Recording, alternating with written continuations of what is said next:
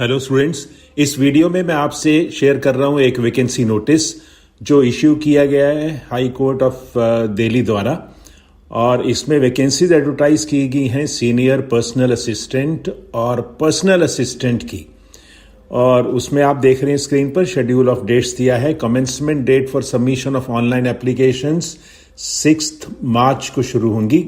उसके बाद है last date and time for receipt of online applications 31 March 2023. Last date and time for making online payment is also 31st March. Last date of closing of window for correction of application form and online payment of correction charges 3rd April 2023. Downloading of admit card from Delhi High Court website to be announced later, and date, time and venue of exam is also to be announced later. तो इसमें आप जैसे देख रहे हैं online applications invite की हैं from the citizens of India और सब्जेक्ट्स ऑफ नेपाल। और इसमें पोस्ट जैसे मैंने पहले बताया है सीनियर पीए एंड पीए इन दोनों की हैं। अब देखिए नंबर ऑफ वैकेंसीज सीनियर पीए की। पहले ग्रुप बी में है 8th level of pay matrix 7th CPC। Number of vacancies total है 60, जिसमें से 11 हैं जनरल कैंडिडेट्स के लिए, 10 for EWS, 23 for OBC NCL, 9 for scheduled caste and 7 for scheduled tribes. Total 60 vacancies हैं। और लेवल 8 है जैसा कि इसमें लिखा है, सीनियर लेवल है। उसके बाद जो इसमें रिजर्व्ड हैं वो इसमें लिखी हैं PWD के लिए कौन कौन सी हैं। अब देखिए vacancies for the post of personal assistant. ये है group B 7th level of pay matrix 7th CPC। Total vacancies हैं 67, जिसमें से जनरल के लिए हैं 29, EWS 6, OBC NCL 17, SC 10, ST 5। और जो PWD के लिए है वो नीचे उन्होंने जो रिजर्व की हैं वो बताई हैं।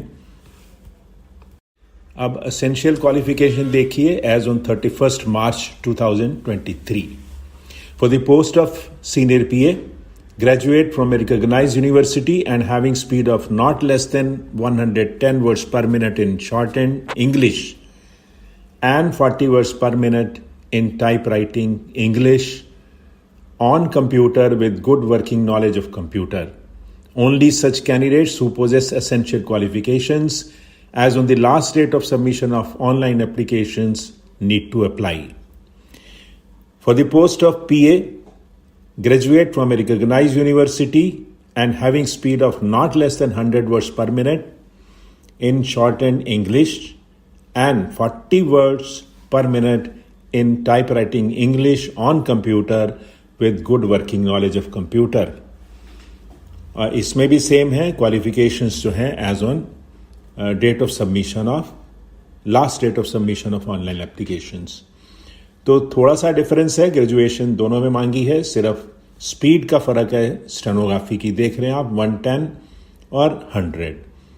उसके बाद all the educational qualification mention should be from a university institution board recognised by government of India और approved by government regulatory.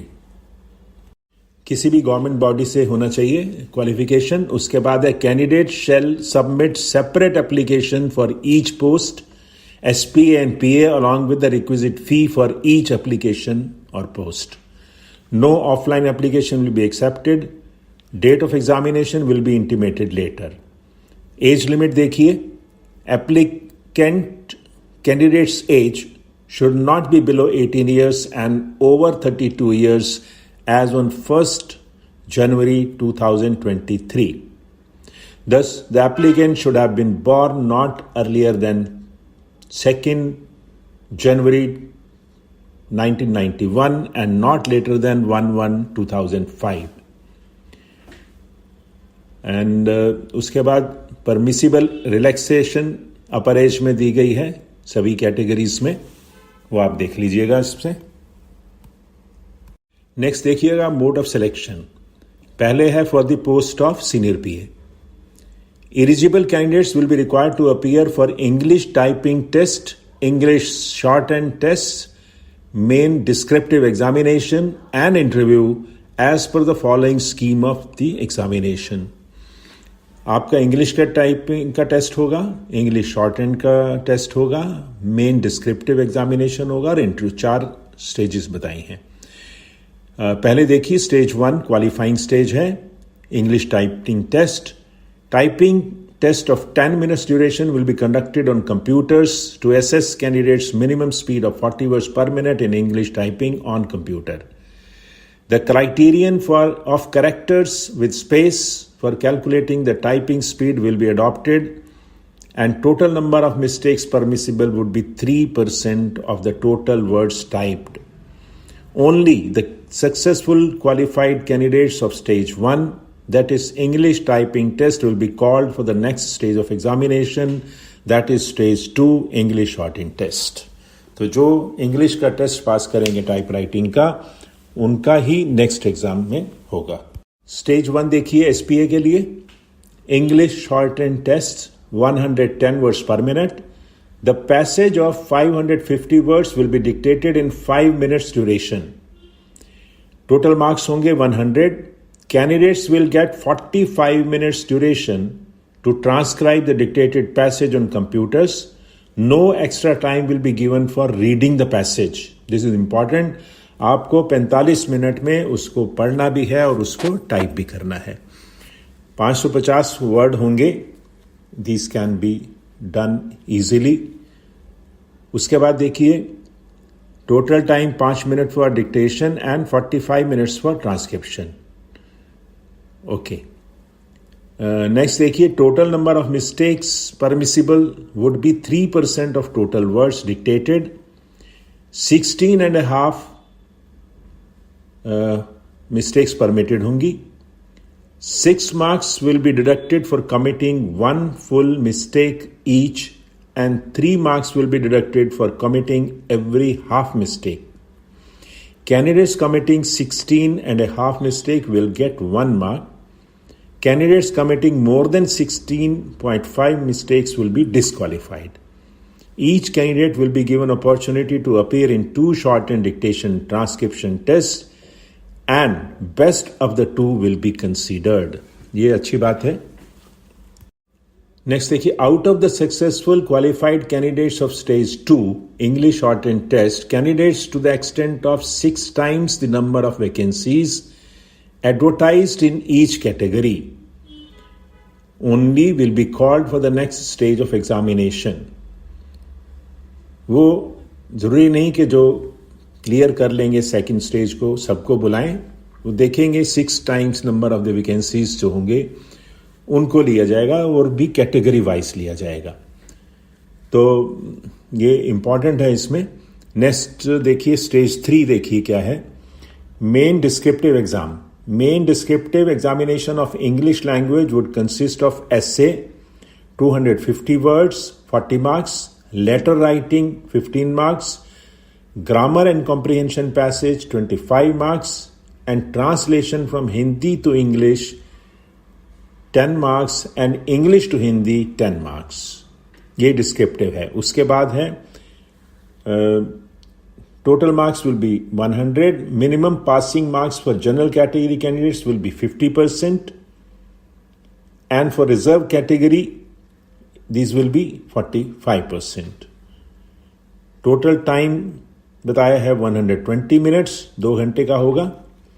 Out of the successful qualified candidates of stage 3, main descriptive examination, candidates to the extent of 3 times the number of vacancies advertised in each category only will be called for the next stage of examination.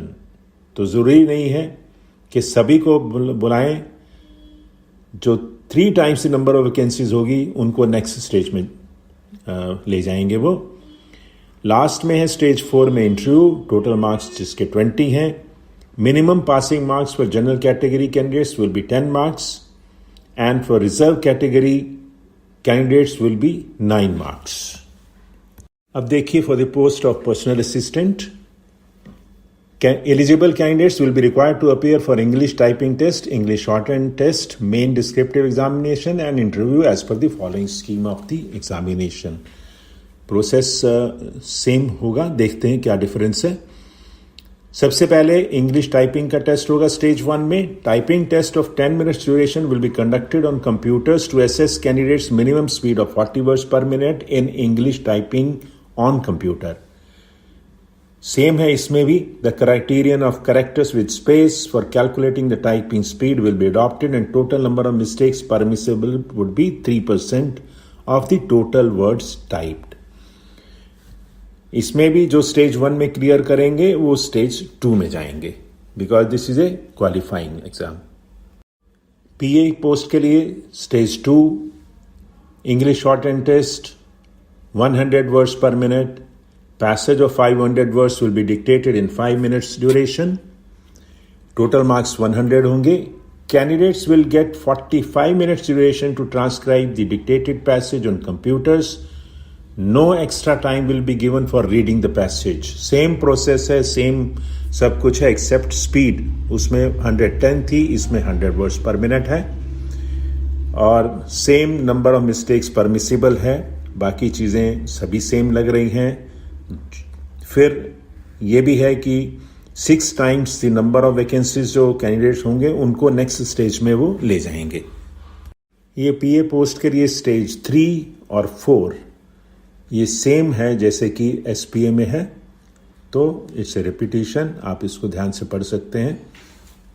Notes में important देख लीजिए. The final select merit list will be prepared by adding the marks secured by candidates in stage 2, that is English shorthand test, stage 3 main descriptive examination and stage 4 interview, while stage 1 that is English typing test is qualifying in nature. उसके बाद जो tie of marks होगा, same marks होंगे तो कैसे लेंगे वो उन्होंने बता दिया है. नेक्स्ट देखिए एग्जामिनेशन फी.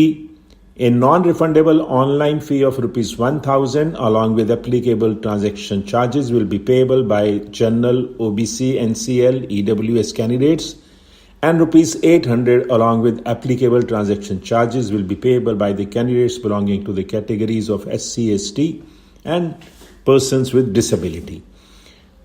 इसमें थोड़ा सा फर्क है फीस में, 1,000 और 800.